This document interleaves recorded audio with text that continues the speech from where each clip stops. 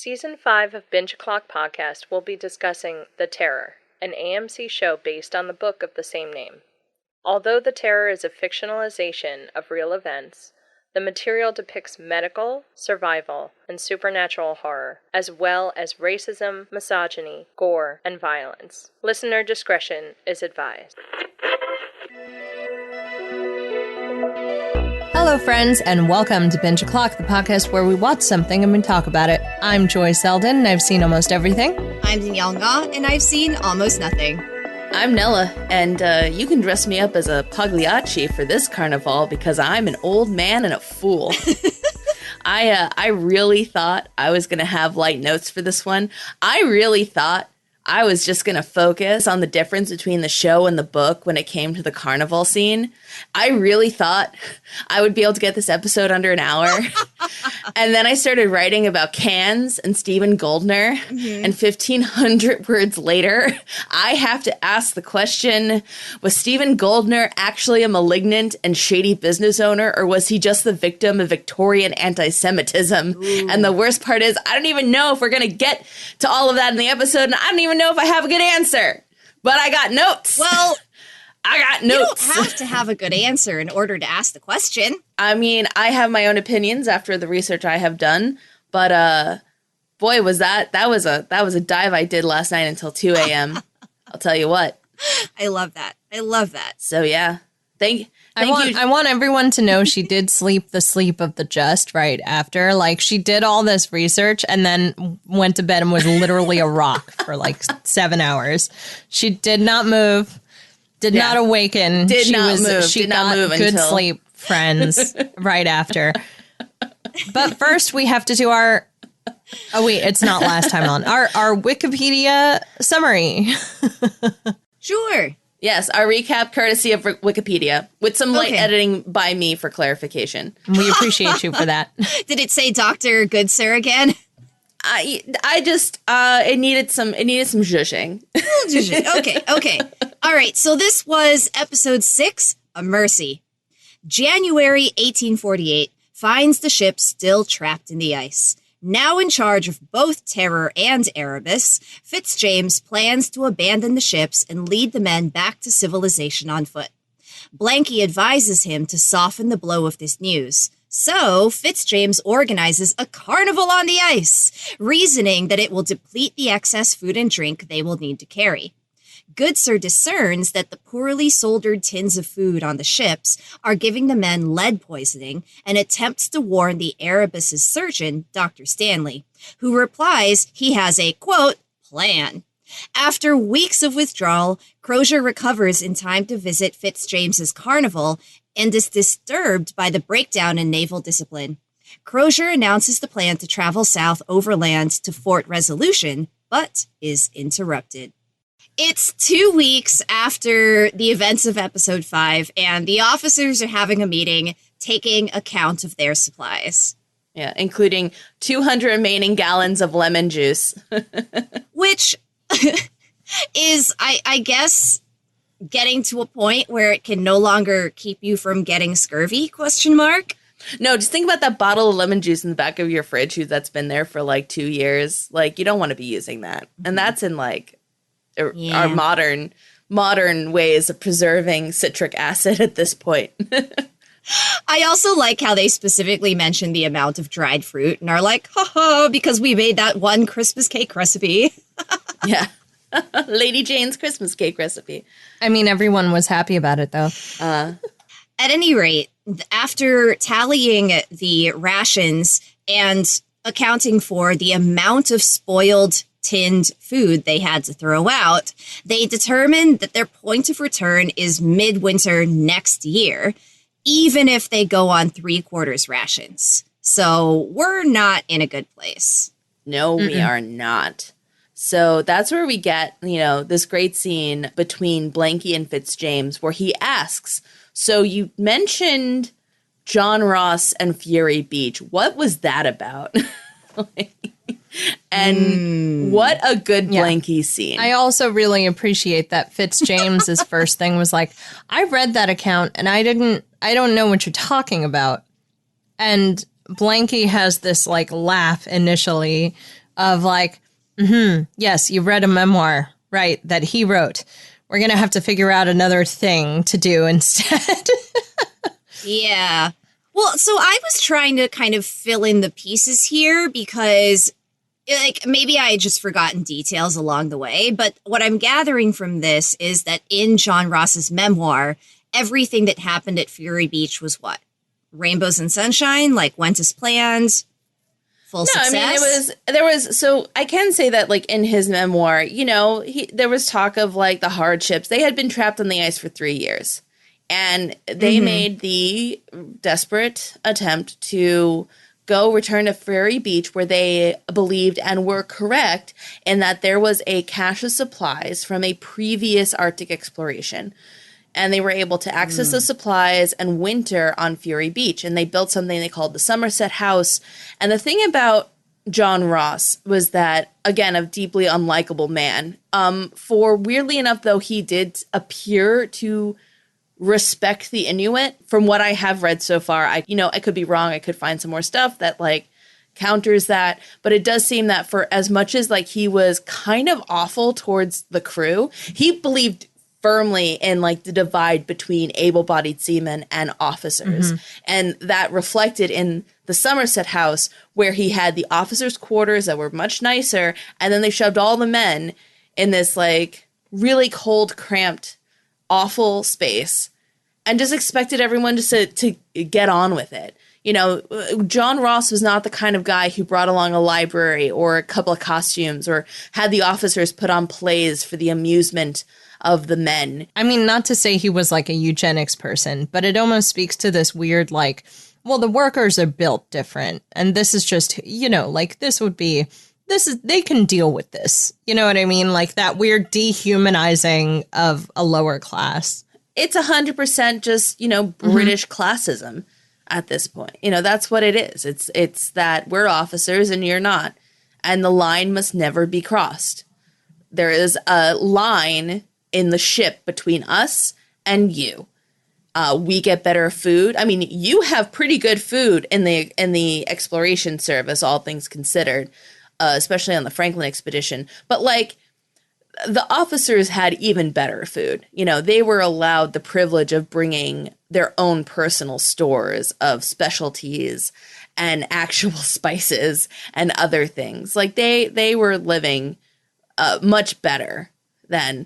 And in a weird way, like, you know, there's been some mocking of Franklin for, like, bringing his own silver that was monogrammed. But it's, like, it's not like the Navy, like, gave you standard issue wear and was like, here, use this. Like, as an officer, anything, you had to bring your own stuff onto the ship. It just so happened you had the money with which to do that. The able-bodied seamen didn't have room to bring things like that with them. Brought like a good knife and a spoon. You brought what you could fit in a sack, pretty much. But John Ross wouldn't have been embarrassed about sharing any of that, right? So everyone knew about Somerset House and they knew about the way the officers were separated from the men. The only piece they didn't know about was the potential mutiny. Yeah. Okay. I think that's why we have the scene of just, you know, in the memoir, John Ross can speak about how, like, yes, it was difficult, but we kept stiff upper lips or whatever. We did all this great scientific research and, like, we comported ourselves well, but you're not telling the whole story.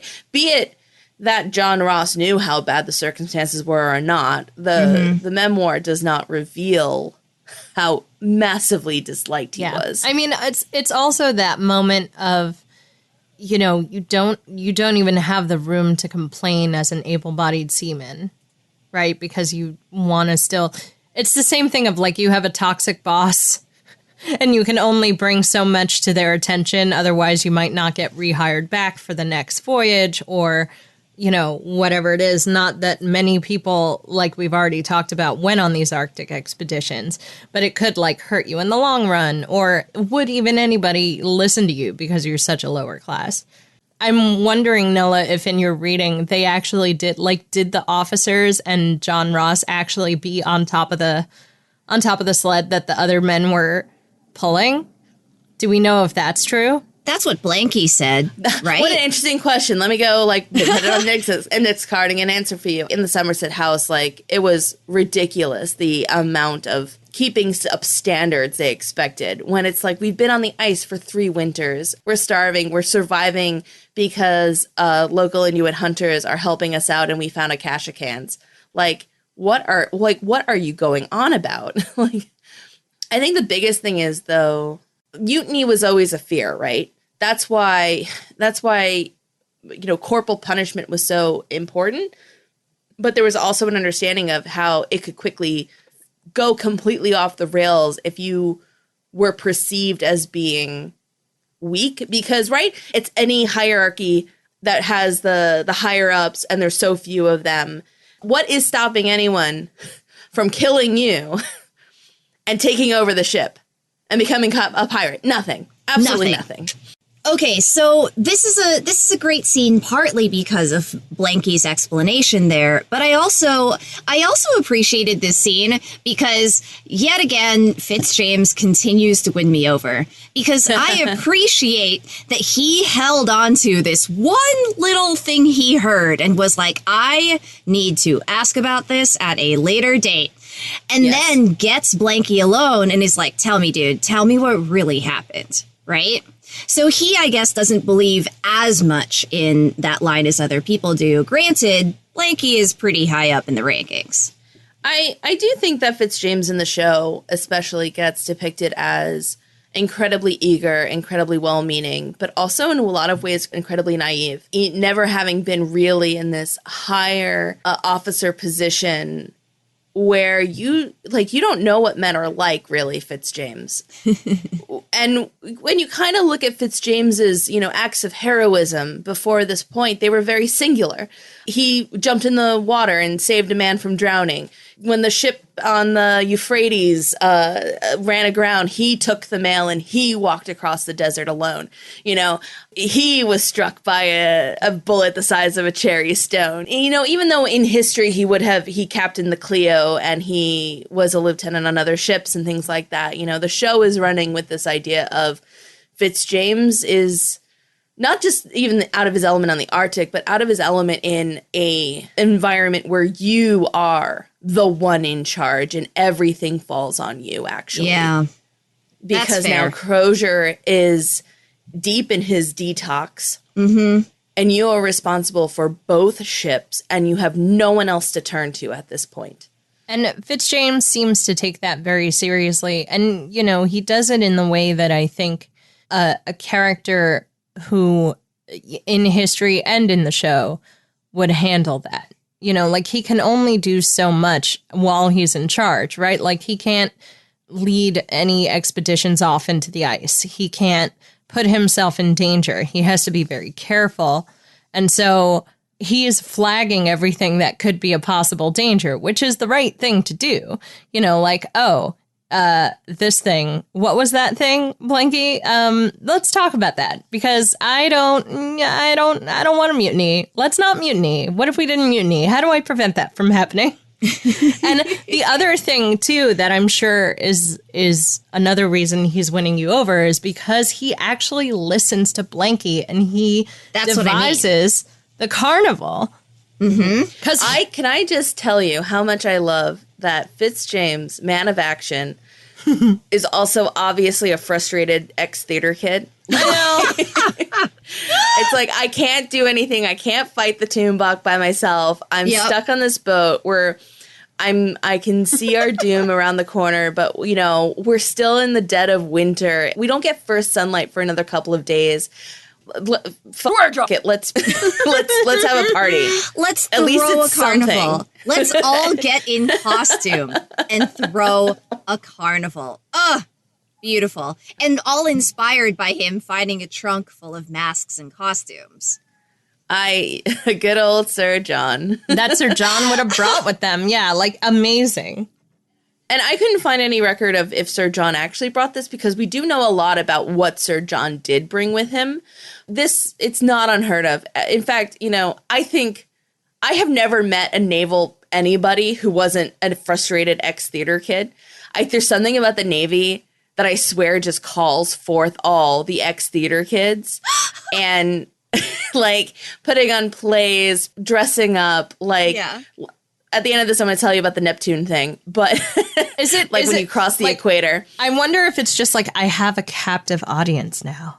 They can't go anywhere. No, yeah, exactly.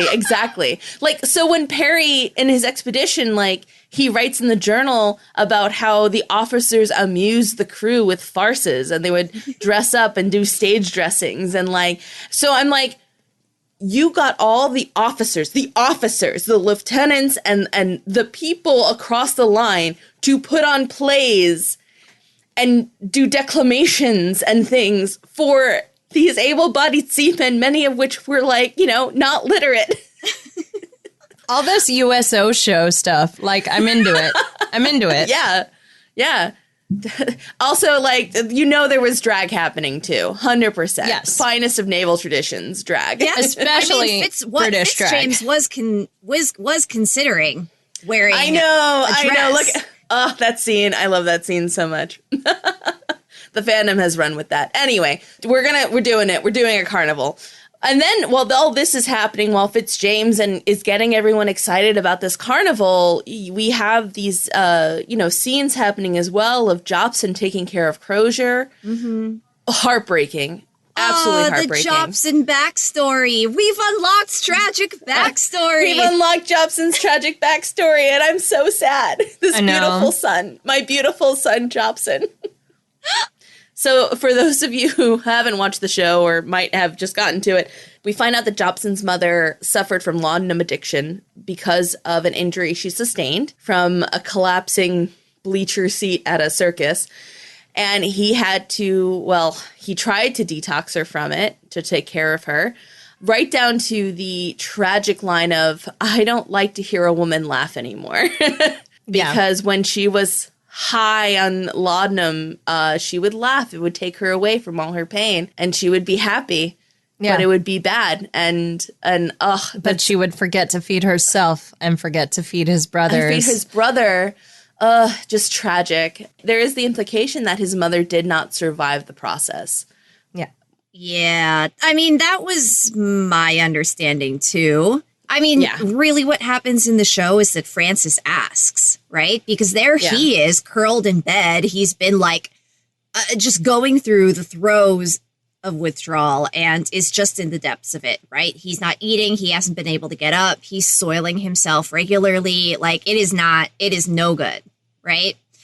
And after Jobson tells the story about him attempting to nurse his mother back to health, Francis asks how she fared when she was through it, and they're interrupted before Jobson can answer the question. And so all we get is that Jobson says, "Don't worry, I've got you." Yeah. I mean, the other thing too with like laudanum withdrawal, not that alcohol isn't as serious, but laudanum withdrawal would have been very, very intense. You know, the body goes through a lot when it goes through withdrawal. And I mean, it's an opiate withdrawal. Laudanum is an opiate. Exactly. So it is a nasty, nasty class of drug.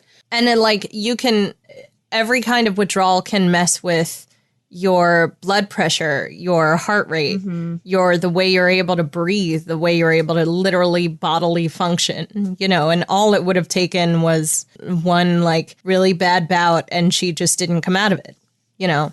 It's so heartbreaking because it's also one of those moments of like, she obviously tried and Jobson obviously tried to get her to try harder. You know, truly, we don't know how she didn't survive it. For all we know, you know, she also could have just took her own life as well because detox is very serious mentally, too. And it's just, it's so heartbreaking. And I just love that he reassures the captain because the captain asks a second time. Yeah. And he's just like, "You're good. I've got you. You're gonna make it," you know, and like he does not answer his question. Oh, goodness. Okay, so all of that is happening. Meanwhile, Hickey continues to be up to no good. Hickey is like, no one's got eyes on Hickey, and this is a problem. Like, Has no one learned? Why is he touching Heather's brains? Why is he poking Heather's brains? Heather didn't ask for that. Heather is just trying to not die. Why are you touching his brains, Hickey? Stop was touching so this man's brains. gross. I don't know if you all watch shows with the closed captions on, but I do. And during that scene at the bottom, it was just like squelching. Squelching. Why? Why, Hickey? All right, so we have this scene where he's touching the man's brains because when else am I ever going to touch a man's brains? I guess. Mm-hmm. It was a real No time like the present. American Psycho moment. And we see Hickey after the brain touching, he's still gathering information. He's noticing all the weird stuff that's happening. He can tell something's wrong. And he's sowing those seeds among certain men for the mutiny. He's asking questions and he's leaving the answers hanging in the air. Like Hartnell, him and Hickey are on the ice loading up a sled. And Hartnell was one of the ones who, got punished for trying to bring in Lady Silence. And Hickey asks, why didn't you turn Armitage in? He helped us with that, and he didn't get punished. And Hartnell asks, well, why didn't you? It hangs in the air over them of, why didn't you speak up? Why did you let him get away with it? And I don't think Hickey answers that because he realizes that Hartnell's answer to his other questions means that Hartnell is no longer 100% following him blindly. Because what Hickey says is like, man, that court-martial really sucked, right? Awful, absolutely the worst. And Hartnell's like, I'm honestly grateful. That could have been a lot worse. Honestly, we got off easy. And now, it's a new day. And Hickey's like, so you are no longer a sheep. Cool. And instantly zips up any of his own motivation and keeps it to himself. Tack to another another way of approaching. Does that work with anyone? Yes. Well, he's kind of got Gibson in his pocket, right? I know. Because Gibson is the one who gives him all of the information about who's been meeting with whom and how they're moving the canned food to the back of the storeroom and how they have an inventory of all of the empty trunks and crates, which is when Hickey puts together that they've got a pile of luggage and they're getting ready to go, right? But he also kind of has sideburns whose name I can't remember, but the guy who he keeps dropping little hints to about where's Crozier? What's going on with the captain? This is a really bad case of gastritis, huh? Yeah. What I also like though is, so I keep calling Hickey and Gibson the bad gays. Then we have the good gays who Briggins, the older gentleman, is also listening and he's putting two and two together. Yeah. And what he does is he goes to his man, Pegler, and is just like, I need you to read this book. It's about the March of the 10,000. It's about this really desperate thing that happened to a bunch of Greeks and how they survived in horrifying odds. And I need you to think about what it would take for you to survive that. Because these are the good gays who are like, okay, shit's happening, so prepare yourself. This is how you get ready. You read this book. Yeah, I love that, it's that thing of okay, everybody, we're going to batten the hatches and we're going to weather it out. We're just going to weather it out. It's going to be fine. Here's how we're going to do it. It's not going to be fine, but we're going to prepare ourselves as best we can. Yeah. It's going to suck. It's going to suck. And maybe if you keep up hope, maybe it'll suck just a little bit less. I can't get over that scene though of Briggins pulling Pegler over and pulling him into his cabin. And he has all his books on a shelf and him trying to impart, I need you to be ready to protect yourself without saying outright, we are going on the ice. I know it. Right. I overheard it. This is happening. Yeah. Because as much as he was dropping some eaves outside Fitzjames's door.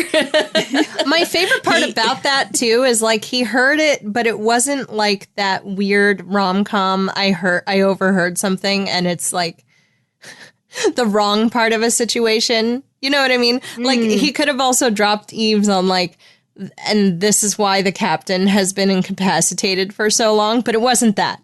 It was, no, we're going to end up on the ice. I love that it was actually legitimately helpful and not a weird trope. Yeah. Yes. Yeah.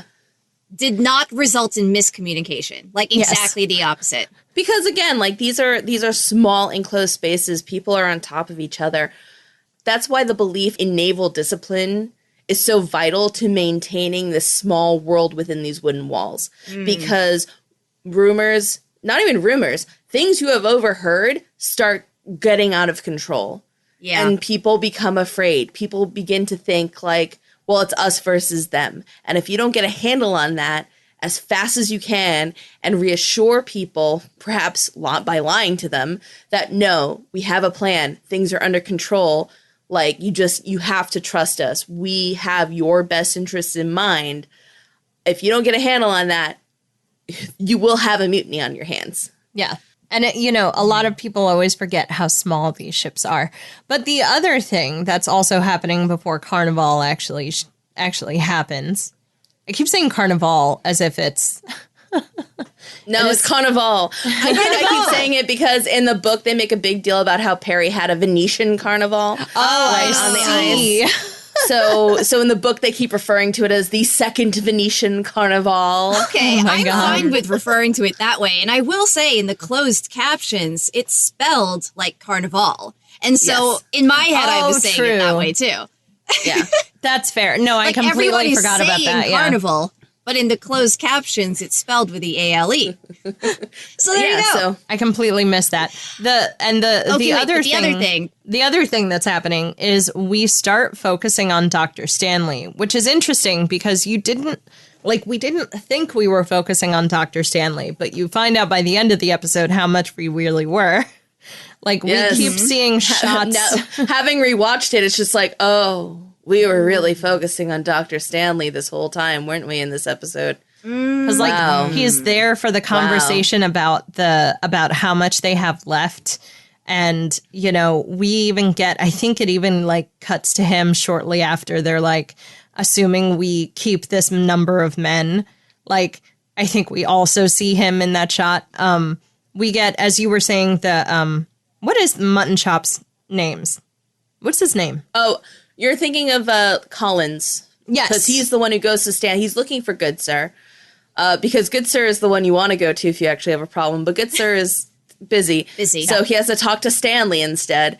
And Collins is suffering from lead poisoning. Or, he's obviously depressed. Mm-hmm. In fact, in this time, they would have called it nostalgia. Nostalgia used to be a concept that could get you put in an insane asylum. We just think about it as this I'm so nostalgic for the 80s.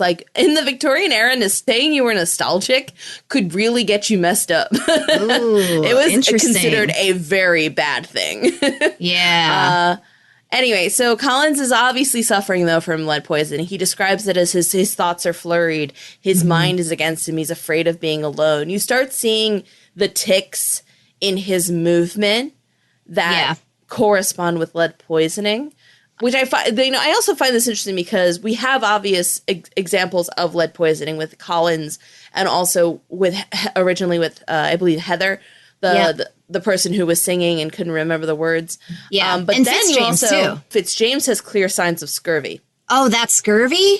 The scalp? So, yeah, the blood at the follicles of the hair. Classic for signs of scurvy. Oh, interesting. I think Danielle and I were also thrown off because he has the blue line at the gums, which I think they identified as lead. So it's entirely possible that it's both. The blue line in the gums, lead poisoning. Yeah. The scalp, that's scurvy because Fitzjames is going to be our poster boy for scurvy. Yeah, he is. Yeah. Because remember Chekhov's bullet. Remember Chekhov's bullet. That bullet hole is definitely a surprise for the scurvy aficionados in the audience. But I love the way they build this because you feel like you're following Collins. He has almost this crazed look in his eye of I am having very bad thoughts and I don't want to talk about them because if you talk about them, they sound mutinous and they sound, what have you. But if you can't actually say the thoughts you're having, it just sounds like you have depression. So Stanley is yes, okay, try some warm tea or whatever it even is. It's just No, he tells him he tells him that what he actually needs to do is just focus on the carnival, think about the party. All you need to do is have a little fun and get your mind off of whatever's going on with you. Yeah. And I love the way the director and cinematographer and the writer, like the writers on the show are stellar, but they really make you feel like you're following Collins. And even once we get into the meat of the carnival, which, you know, we'll get into, but like I the first time I watched this episode was following Collins, not expecting Dr. Stanley to actually be the smoking gun. Yeah. And Collins is a misdirect for sure. And the reveal of that is also very cool. But so I think we talked about all the pre-carnival things. Well, Good Sir, because why was Good Sir busy? Oh, right. Sorry, We yes. got to talk about why Good Sir was busy. See, Good Sir is a good scientist because he's like, I have this hypothesis, so now I need to test and verify. I have so many poor Jacko notes in my notes, like, poor know. Jacko, no. So, of course, the test is the monkey, Jacko, and she is fed the canned food, and she very quickly, because she is a small monkey who is precious, very quickly succumbs to, as he determines to be, lead poisoning. Oh, and it's heartbreaking. What a good monkey. And I mean, it's interesting because they show Good Sir conducting this investigation like pretty soon into the episode. So really what you're seeing is Jacko and all of Jacko's symptoms playing out in parallel with everyone else on the ship, right? Yes. So like Jacko starts all the little twitching and then Collins comes after that, right? Yeah. And then, you know, the men find Good Sir and there's trouble in the lower decks, right? And Jacko is like, screaming and beating against the wall, and you can see like smears of blood, like yeah. Suffering. Obviously suffering. Mm-hmm. Very, very violent suffering. I'm actually kind of glad they didn't show us what Jacko was actually doing. That would have been too much. Look. There's one thing I can say about The Terror. For a horror show that has supernatural horror elements, they keep the animal cruelty off screen. Yes. Yes. They just allow you to know what has happened is bad. Yeah. And I don't like it. Yeah. And that's all I need. No, they're very good at poor that. little Jacko with, you know, Good Sir looks at Jacko's gums and it is confirmed this is in fact lead poisoning. Yeah. So Good Sir goes to Dr. Stanley. Yeah, gives him his findings and tells him, I want to tell the doctors about this. I need to report this to the captains. And Stanley tells him, no, that is my job to do. I need to think about this. And this is where Stanley makes his choice, right?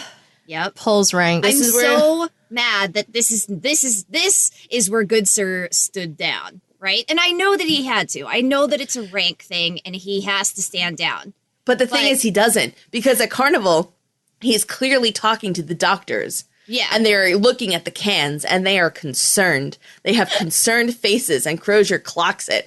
But we're going to get to it. But first, before we get to Carnival, we need to talk about one more thing that's happening before we get to the Is it Lady Silence? Carnival. It's Lady Silence. Yes. Oh, wait, but my I God. thought you were going to talk about cans.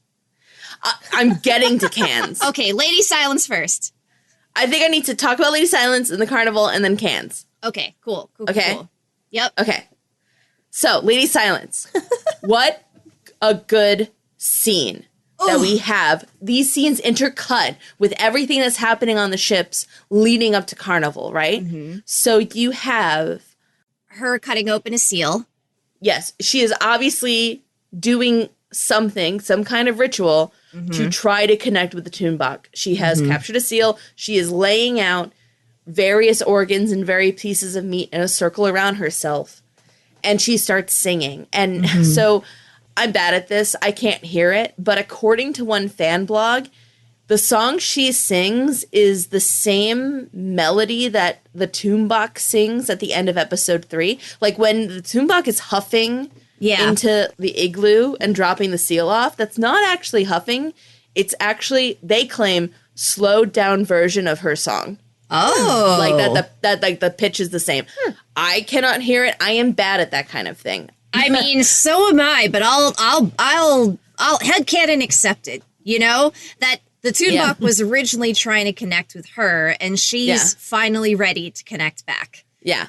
And I love her sitting in the middle of the circle and saying, "You cannot be without a shaman. That is not the way." Mm-hmm.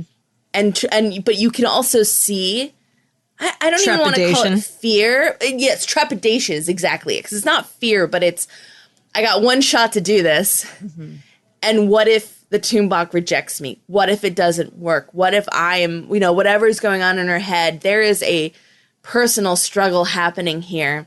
Yeah. And as the scene progresses, she steals herself and cuts her tongue off. The other reason she was feeling some trepidation about this moment, I'm sure. Yeah.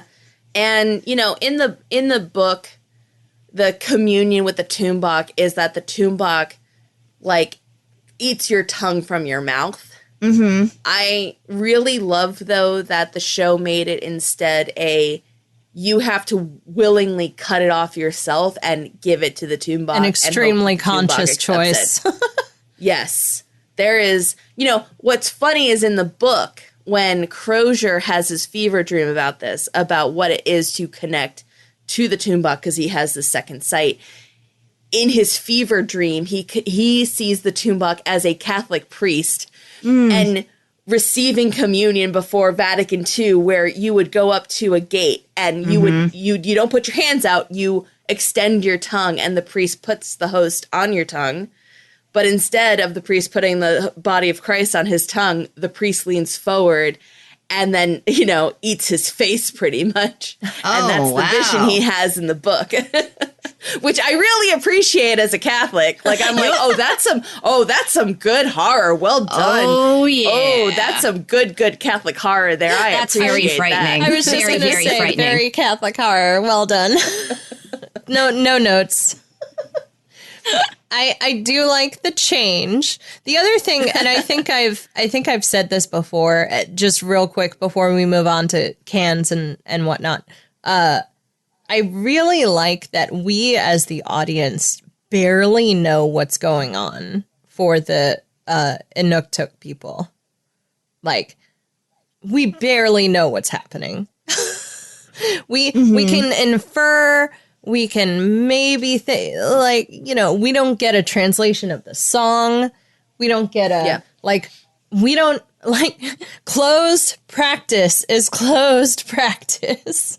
I almost feel like we're lucky that we get a translation of, you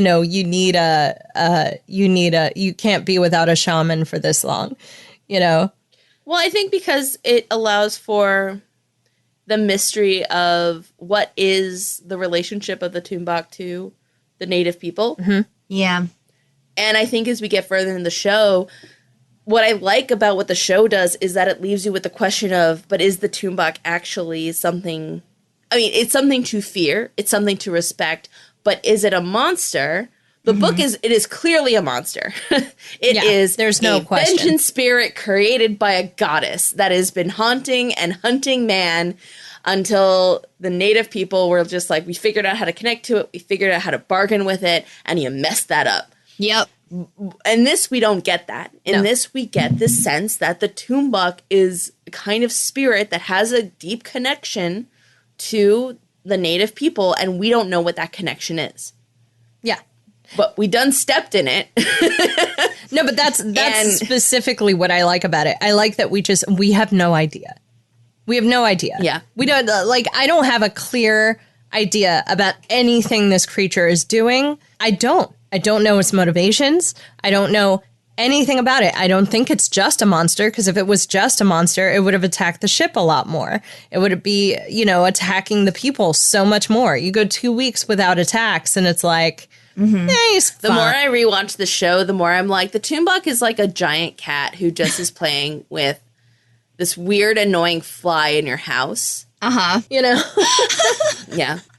So that's also happening. But then we come to the lead up of the carnival. The carnival! Okay. Where do we even begin?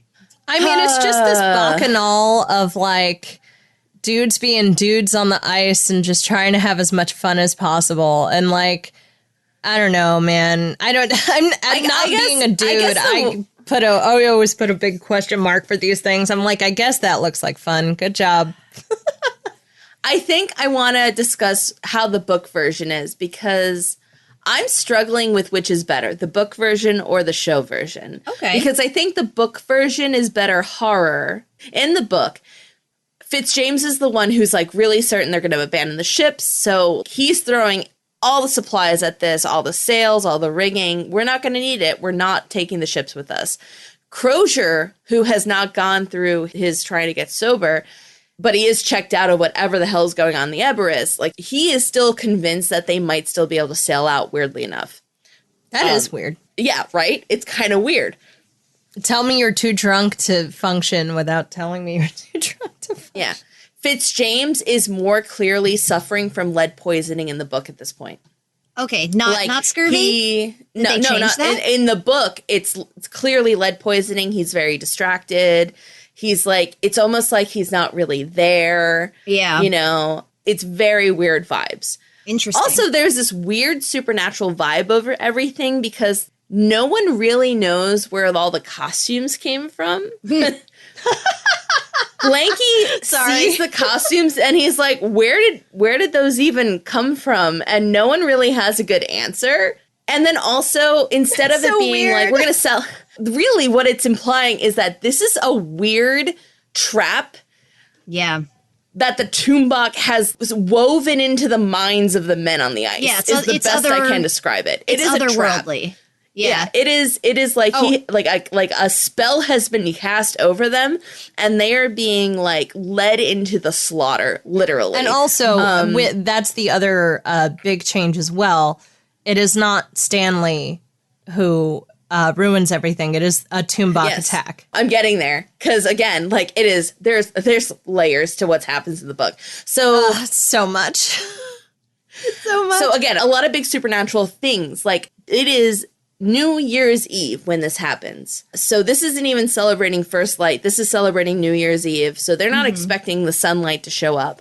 You know, like sunlight tends to happen more in early March in the Arctic when you have that, like, finally we see the sun again. It's like -100, according to the book. And then, but also it is completely dead calm, no wind. They also miraculously happen to hunt and kill a polar bear and a slightly grown cub for food, because at this point in the book, they are on pretty strict rations. So there's not really food for this until they hunt and kill the polar bears, which Crozier's like, well, that's kind of weird that we haven't been able to kill or hunt anything for months, and miraculously we kill 2. Yeah. Weird, but okay. Crozier shows up having drunk the last of his whiskey. And then Fitzjames is like, so I snuck 3 bottles on board that my dad gave me. Do you want to drink 3 bottles of whiskey together? Again, okay, because so in the book, Francis is not newly sober. Not at all. Oh, okay. It is after Carnival that he has to go through getting sober. Okay. Yeah. So I like how the show constructs a kind of maze, but in the book it's so much weirder because it is entirely a recreation of The Mask of the Red Death by Edgar Allan Poe. Oh, yeah. Like, legitimately that, because there was a crewman who came up with the idea, Aylesworth, who read this story when he was abroad in America, and it was weird. Like, deeply misunderstood it. Yes. So he's the one who recreates the rooms of The Mask of the Red Death. So you have all these colored rooms. You start in blue, purple, green, you go to orange, there's a white room, beyond that's violet, and then you have the black room. Yeah. And all of these rooms are at weird right angles to each other, so it's very disorienting. Crozier enters into it and he's just like, what is this? Like, this is kind of hard. I'm like discombobulated. I'm horrified by this. Mm-hmm. This feels like a bad bacchanal. And then he gets to the black room, which is the last room. And here's the quote. Crozier's eyes adapted further. He saw that there was only one piece of furniture in the long black compartment, but his jaws clenched with anger when he saw what it was. Captain Sir John Franklin's tall, ebony grandfather clock was set at the far end of the black compartment, its back to the rising iceberg that served as the far wall of the ebony room and the end of the 7-chamber maze.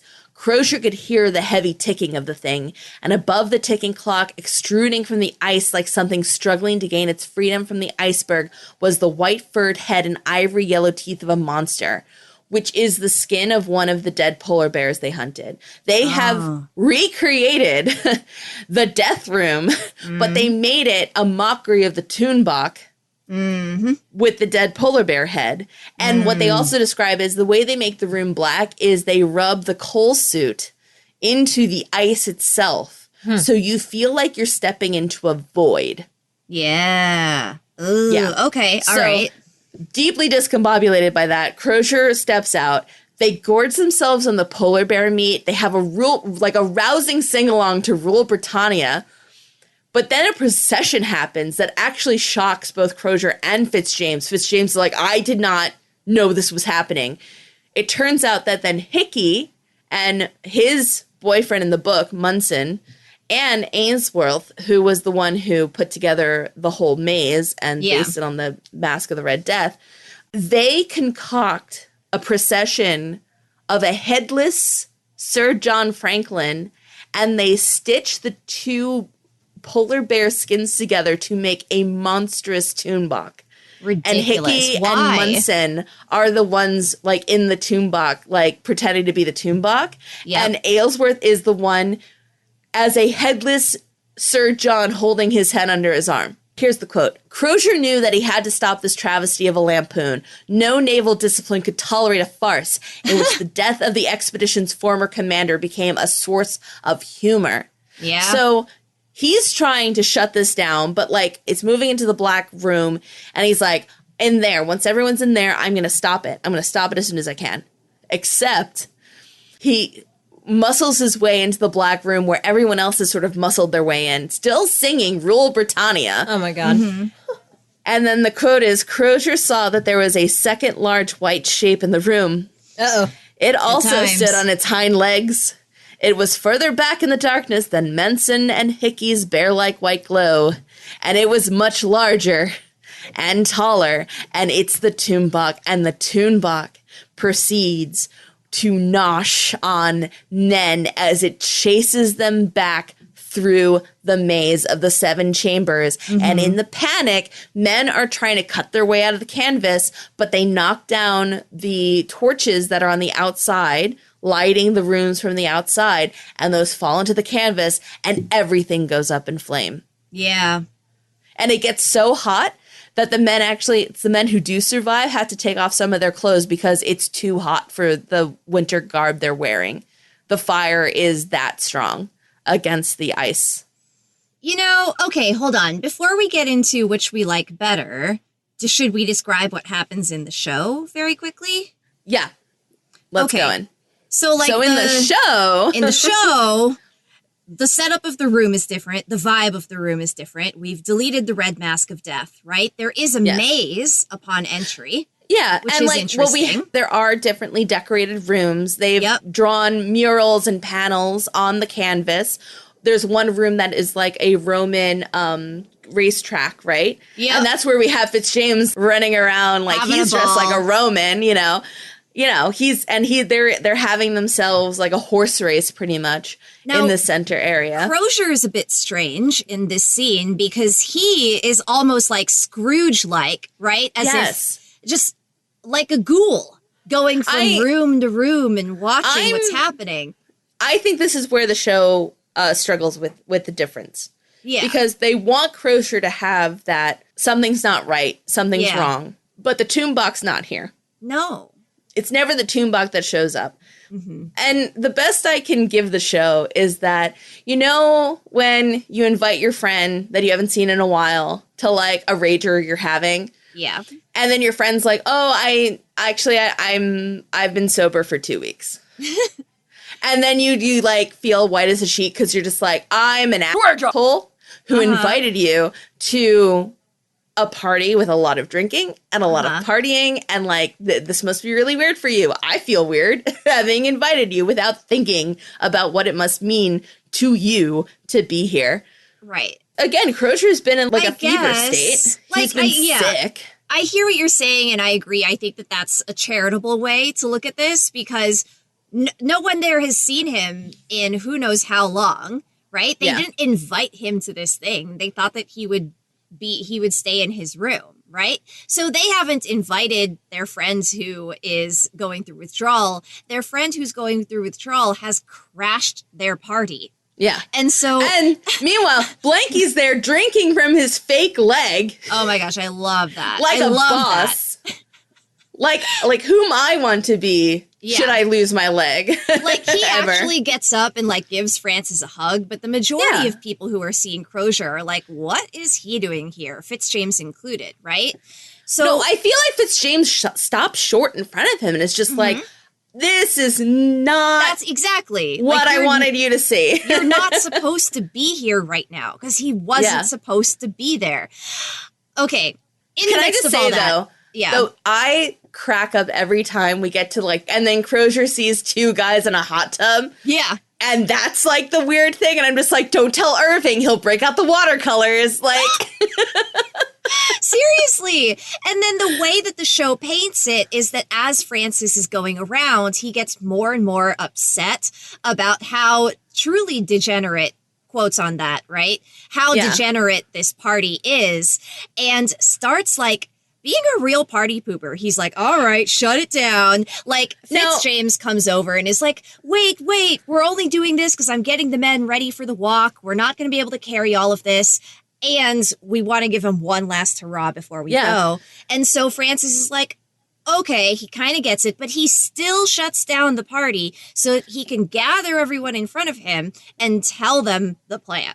Which now I do think that the show did this as best they could, because I feel like Crozier rolls up like a 5th grade teacher who's just like, oh, okay, I better like get this back in a place before it becomes Lord of the Flies. Like, clap once if you can hear me, clap twice if you can hear me, kind of thing. And then I do like how they turn Crozier's discomfort at what he finds. In the book, he is worse, right? He is just like, I will whip the man who came up with this. Like, and he does. The whole like flogging thing that happens in the show happens after Carnival. For the disrespect and failure of discipline he feels he witnessed. And then he makes it all about how, like, and when I'm in front of my superiors, I'll get as many floggings as you in my court-martial for what happened here. But it's just like, yeah, but you're the one flogging people right now, Crozier. So I don't know, man. Anyway, so in the show, at least, like, he turns that discomfort into what I think is a pretty good speech. it is. It's not bad. He transmutes it into a pretty good, rousing, like, it's going to be hard. We are doing this, gentlemen, because, like, we need to leave the ship. We cannot survive here anymore. We will be walking across the ice. And what should be a moment of triumph. And now, well, not even triumph, but we've had our fun. We've had our bacchanal, and now we will come back together, and we have blown off the steam, and it will have been a good thing.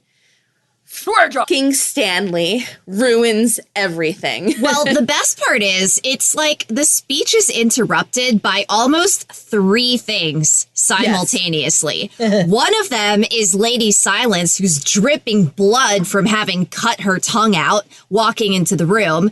Hickey is, poking about because Hickey is never where he is supposed to be, right?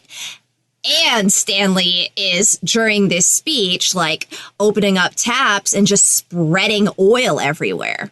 Yeah.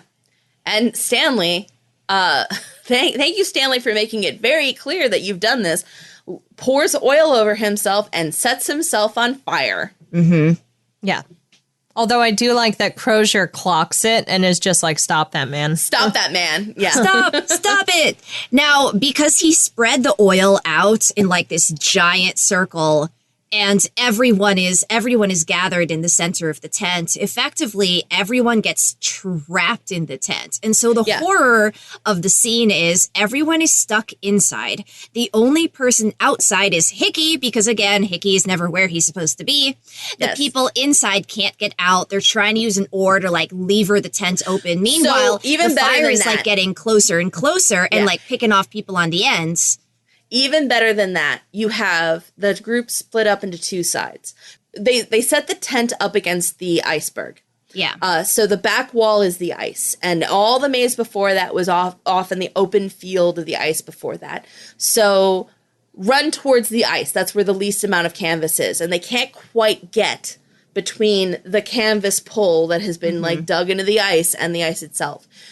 This is where you have two different sides. You have Fitzjames, bless his heart, who is drunk, who is still able to yell out commands and be like, we need an oar. Get an oar. We have to shimmy this open ourselves. And he is able to command the situation on his half of the side. They are the ones who get out intact.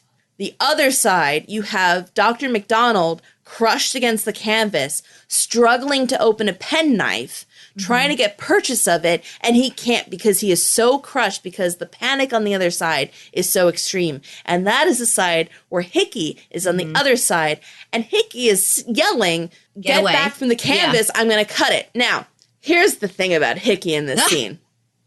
I do not think he acted in malice, but I think it says a lot that his instinct to cut is to go for a gut wound and come up instead of maybe going above people's heads as high as he can and cutting down, or cutting from the bottom and doing like the hunter cut of you have like the skin and you're cutting towards yourself so you don't fucking nick some guts, you know? No, his thing is, people are panicking. I don't know how to get people out.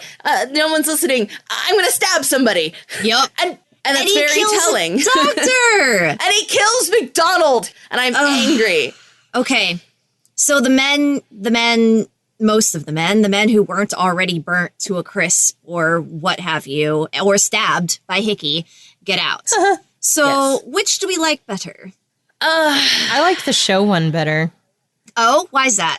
I think because I enjoy that the show centers around the sailors as opposed to around it's telling two different stories, right? The book is telling the story of like this supernatural thing that is after these men who are just so happen to be locked in one of the worst possible places on the planet where everything else is trying to kill you plus the supernatural being. The show is like, yes, but what lurks in the heart of men?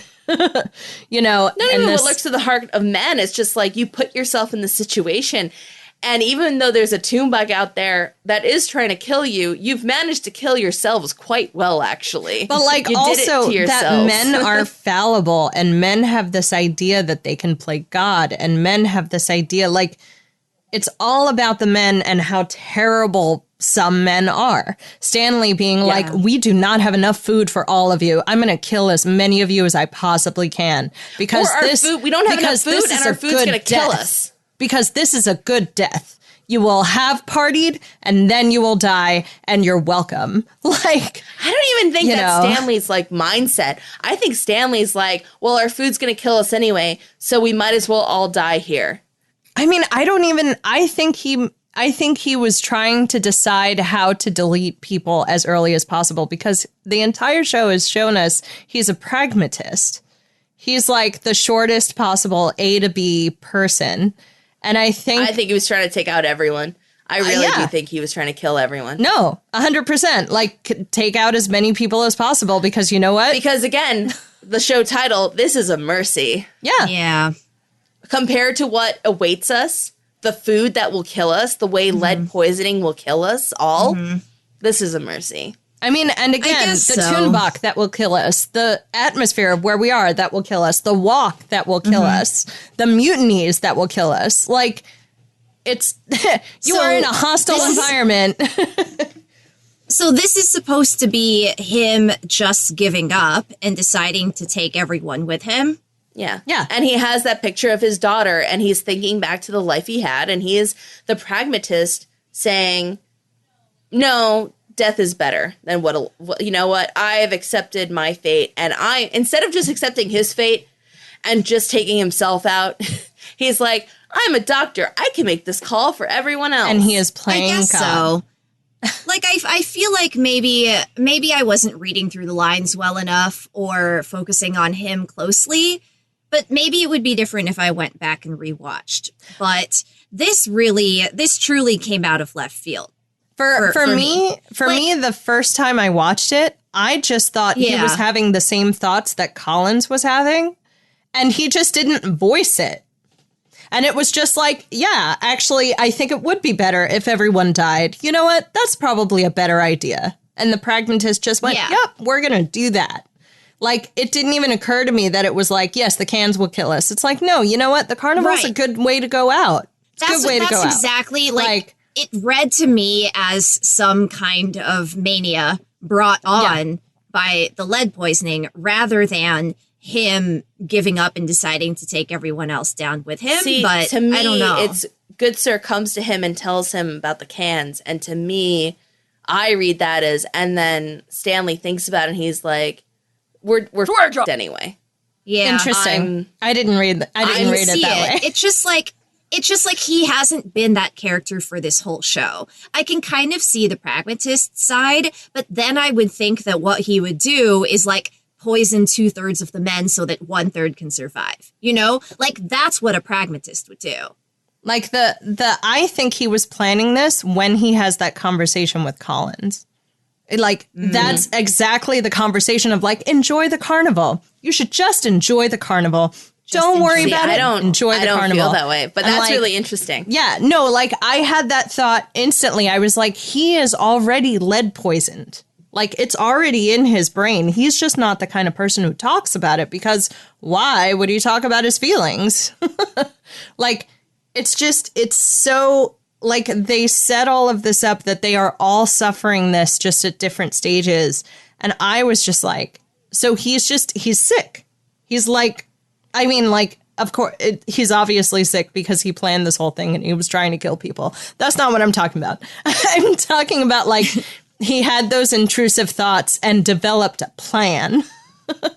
Yeah. Like, he heard, we don't have enough food and went, you know what would help that? Less people. He heard carnival and went, you know what?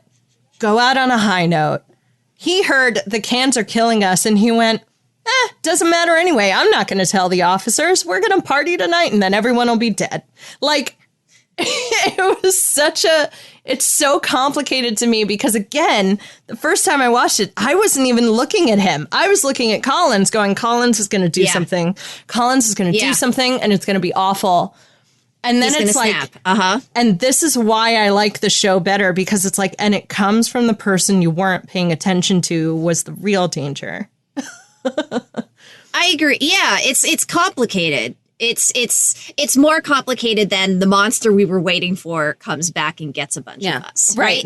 Although, which is still also a very good horror story.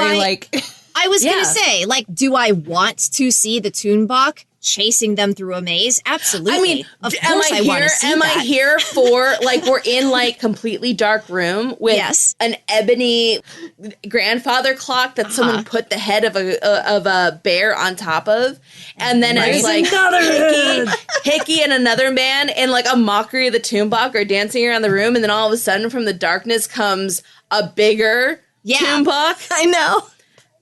Like, I almost wish I could have love both. that? I love that. I love that for us. Can I have both, please? Both, please. Like, because I appreciate one from a narrative perspective, but I want to just, like, see the other one on the screen. And again, like, in a way, like, the upset Crozier feels at the carnival makes more sense in the book because he senses something is wrong. Yes, something that does make more sense. Doesn't feel right, and it's because he has the second sense. He can sense the Toonbach. He doesn't quite realize it yet, but he knows in his heart this is a trap.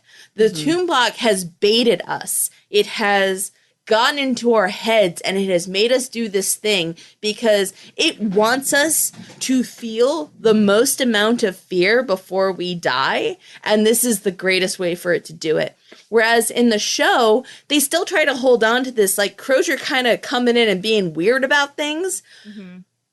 But it's hard to be like, why are you being weird about two guys enjoying a hot tub? Well, and also, like, and the way you described it, there's so much more supernatural sentimentality in the book of, like, we don't know where these clothes came from, like, but we're here. We don't, Again, and this is just because, how do you depict this in the show, right? Crozier has, in the book, the second sense. He is actually on the verge of making a connection with the Toonbach himself.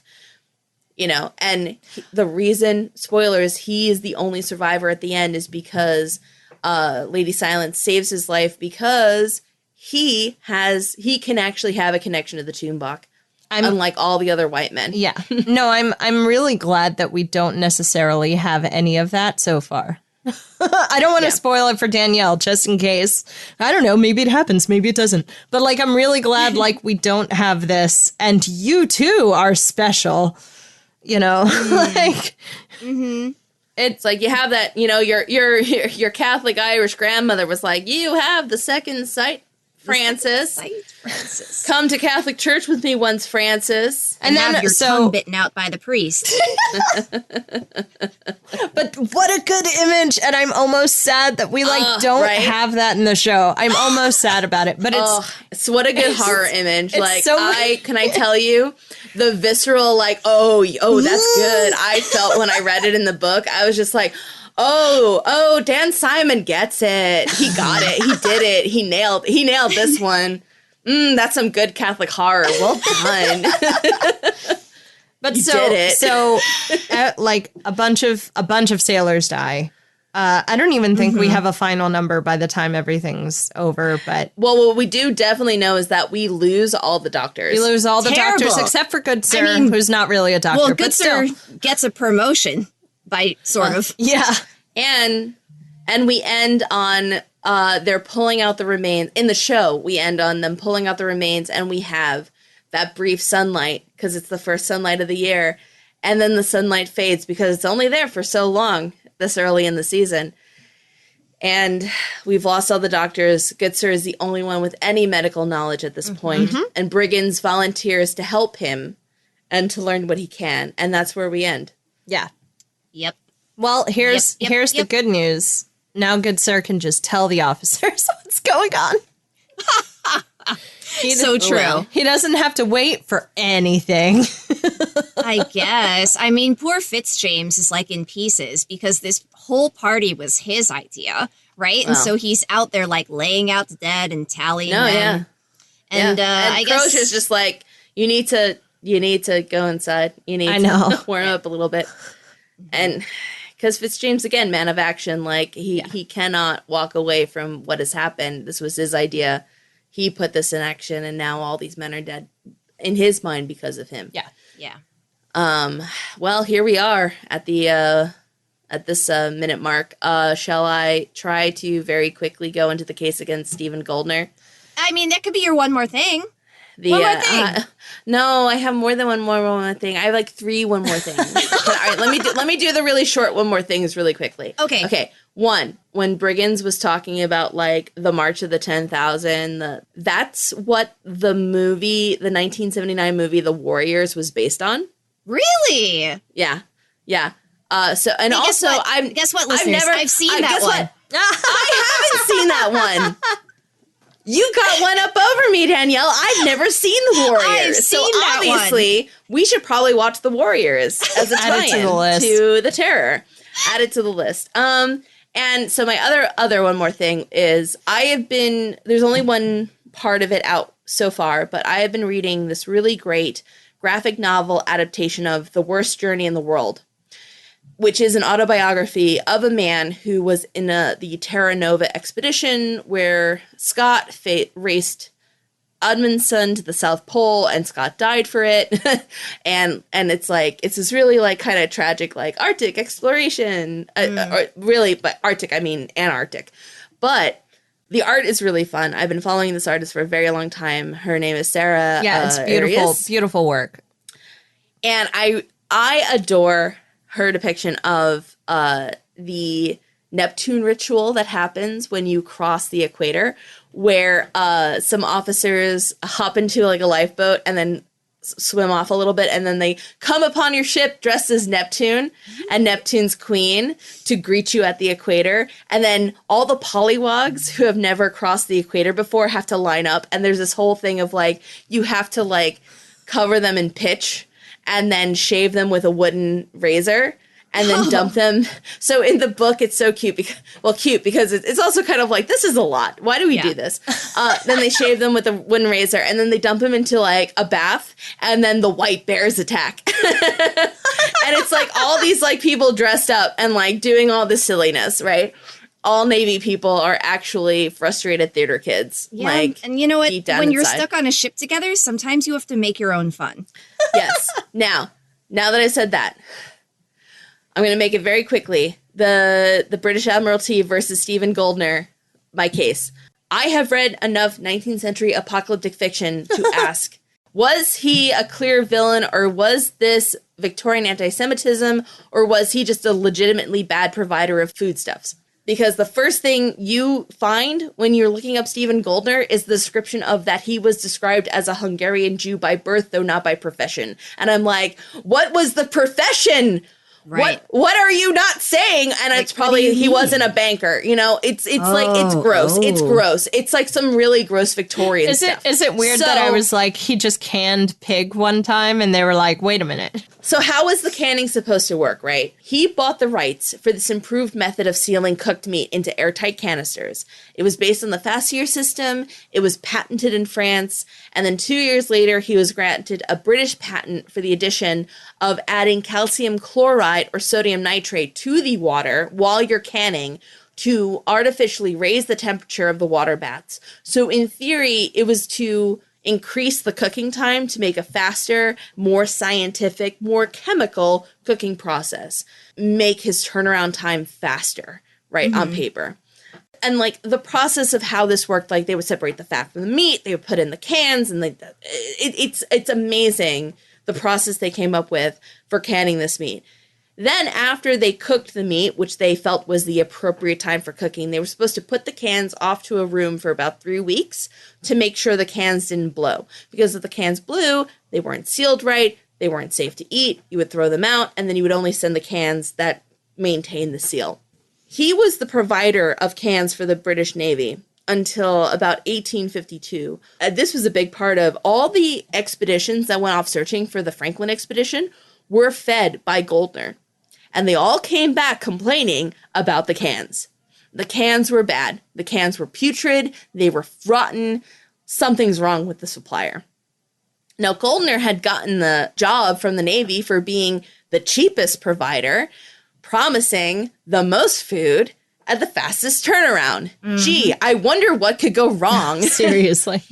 So in 1852, there is a commission granted to investigate what the fuck is wrong with these cans. They interview witnesses. They do this whole thing. At the end of it, they establish that no, he was the problem all along. His processing was the problem. Now, what we have to remember was this is 2 years before Dr. John Snow and the Broad Street cholera outbreak. This is, that happened in 1854. We're still in the stronghold of Galen's miasmus theory. Dr. Lister wouldn't discover carbolic acid was a good antiseptic until 1865.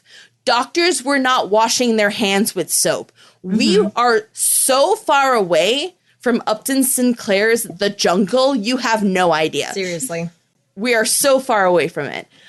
And there is no adequate knowledge of food safety for this brand new cutting technology of canning. So as Goldner gets his commission, he says, I can give you this much food delivered at this time. He keeps missing his deadlines. Okay. And what they determine is he took shortcuts. He didn't cook the cans for as long as he should have. He didn't cook them at the temperature he should have. To cut time, he increased the cans from like 1 pound cans to like 5 to 7 pound cans. But he was cooking them at the same amount of time. So the center of the can isn't getting as hot as it needs to be safe. He also hired cheap labor to solder the cans, with lead. And so the lead soldering wasn't as well done as it could be, because he was, again, cutting corners, trying to hit a deadline and come under budget. So a thing to keep in mind about botulism, and this is why I'm like, maybe it was botulism, because only cooking or boiling food destroys botulism toxin. Freezing doesn't destroy it. And botulism also doesn't make a can explode. Botulism will just sit in your food, lying in wait, and you won't think anything's fucking wrong with it until you don't cook it enough. In this period where we didn't have the science necessary to adequately support someone going through botulism, you had like a greater than 50% death rate. Now we're about 7% if you contract botulism. So keep that in mind. Cook your food. So it makes sense that earlier on in the expedition, the cans were probably safe if it was botulism, because they had enough fuel to cook the food properly. By the time they're hitting the walk, they only have so much spirit fuel. They might have been eating the cans without heating it up. That is a prime way to die suddenly of botulism. Wait, but I thought it was... Are you saying that you think that, unlike in the show, it's not lead poisoning? I think it could be a little lead poisoning. It could be some botulism. I think it could be a little bit of everything. Everyone was soldering their cans with lead, right? Yeah. Okay. But I also think, based on the corners that were cut, the food safety was not what it needs to be at all. But I also want to say, I don't think Goldner was this, like, villain being like, aha, and now I have pulled the wool over the British Navy's eyes. I think he overpromised, and in order to deliver using new chemical techniques, he cut cooking time and he cut corners. And no one knew that that was dangerous at the time they did it. Right. But more so, he wasn't a nice guy either. I was finding proof that he was very abusive towards his Jewish, European, Roma, and Slavic crew that he had in Moldavia. Because he also had a factory in Moldavia. He had a factory in Whitechapel, and he had one in Moldavia. And, like, he was a nasty guy to them. He would get into fistfights with them. They would get into fistfights with him. He underpaid them. He would fire them suddenly. And later on, he would later blame all of his troubles on, they were sabotaging me. Well, maybe you were a bad boss. Yeah. Yep. Like, maybe you were the problem too. So the conclusion is he wasn't a great person, and he probably didn't purposefully can his food poorly. He seems to have been a pretty par for the course. Yeah. Victorian capitalist at the time. A pretty par for the course, awful factory owner. And A.H. Markham can go fuck himself for claiming in 1895 that Goldner had packed the cans with stones. Because I'm pretty sure he didn't. Markham. And that's where the anti-Semitism comes in. Because, lies like that of, and the cans were full of stones, have sort of continued on in time. I think we can say, I think he was kind of bad at his job and bad at being a factory owner. But that's not that he was purposely trying to kill, white Christian men by putting stones in cans, my dude. What the hell? Yeah. Okay. Anyway. I'll take it. This is ultimately one of those things where I'm like, I wonder who was misquoted. It was like he filled the cans with stones. You know what? If I had to put money on it, I bet Markham, reread, I don't know, McClintock's report of, and then we found all these open cans filled with stones on the beaches of, Beachy Island. And he was like, the cans were filled with stones. No, the empty cans. The cans that had been emptied were then filled with stones. Right. My dude. They were on a beach. Because they were Sir. That's what I think happened. But again, believable. Guess we'll never know. I would like to have a discussion with Markham, and I just want to talk to him. I do think that I'm like Goldner. I'm just like Goldner. You're a bad boss and you should feel bad. I don't like you. I don't like you at all. But I think some of the ways people talk about you is overblown. Terrible. Yeah. So that's my one more case. thing. Joy, do you have a one more thing? I love that so much. That's your 5 one more things. Got it. One more thing. I love it. It was only 3, though. I think it was okay. I mean, it's, Danielle and I have 100% done that. So welcome to Binge O'Clock. And this makes it official. I'm not going to remember what it was. I think I was thinking about the good gays that were on board. Yes. And I kept thinking about how Last of Us also has the good gays. Thank goodness. The Last of Us TV show kind of fixes what the game did. But we can get into that on a different season. But Different season. But I keep thinking about how, spoilers, I guess, for those 3 seconds of Last of Us, the gay couple is like, the 80s is Mayday, everything's on fire. Like, Yep. the worst possible thing. And I'm just like, I keep thinking of that for some reason with them talking about this long march. I feel like he just passed him like an 80s album and was like, it's coming. I'm sorry. We're doing what we can. Like, Oh. Well, but that was just okay. a random love thought. that. Do you have a one more thing? I like Danielle? that. No, I mean, not really. I think that we talked about most of what was in the episode. I mean, Toonbach Face Watch. We get another look at the Toonbach's face yeah. in this episode. Face because we get to watch the Toonbach as it watches Lady Silence cut out her tongue. So nice solid look there. And you know what? My other very quick one more thing is I love that the Marines continue to bring their brains out friend around, including bringing him to the party. Yes. He's literally at the party. They have him set up and they're like feeding him, like they're feeding him and they're like working the food down his throat. Yes. Helping massage it down into his stomach. And he's wearing like a paper crown so that his brain isn't exposed. And I was dying when he was being like pushed up against the wall of the tent. And just like among all of the other chaos, you can hear the voice of the man who's watching over his friends being like, stop, you're going to crush him. And I was I know. No, look, the continued care that the Marines have for Heather is, it breaks my heart every time. Man, you want to talk about like what desperate men do in desperate times. Like these guys, they care for their man. Like, and I do really love seeing that depicted of like, there's no reason to keep him alive, but by God, he's one of us. Yeah. There's no reason to bring him to the party. Like, no, no. But what if he's in there, and what if he might enjoy being around people and hearing the party, and he gets to eat some food, maybe and like he can hear us. I love that. Yeah, it's so heartbreaking. It's so human. Yeah. So there. That was my one more thing. No, I love that. Perfect.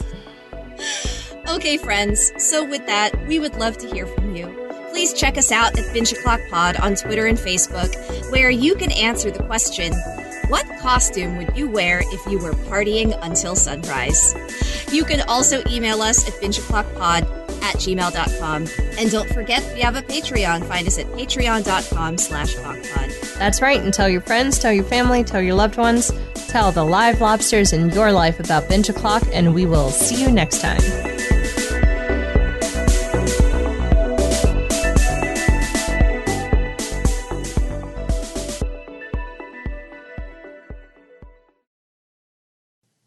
I think of all the costumes I've done for Halloween, if I was going to go until dawn, I would probably want to be Laszlo from What We Do in the Shadows again. Oh, that was a fun costume. That was fun. I have a lot of fun at Laszlo. I get to talk silly. Mm-hmm. I get to like aggressively be in love with my wife. No, It's just stop. fun. Come back. Yeah, I would just be Laszlo. Oh, I love that. I love I that. love that. I would probably revamp my Nancy costume from The Craft. That was a fun. yeah. That was a fun one. It was basically just as much black as possible and too many necklaces. And like stringy, too much gel hair. Sure, yeah. It was fun. Oh, it's a great costume. I'm never answering these questions. That's fine, Danielle. You don't have to. I'm like, I just never have good answers for them. My answer is like, what is the coziest costume? Do I have to be out until sunrise? You're just Give me something cozy. You're just wearing what is it when it's just like it's just part of the couch? It's that thing. It's like a Snuggie. It's just part of like you are just part of the couch. See, we need to find you like a white polar bear, like Snuggie. Yeah. Then you could be like, I'm the Toonbok, but I'm tired. Sleepy Toonbok. I'm a Sleepy sleepy Toonbok. And on that note,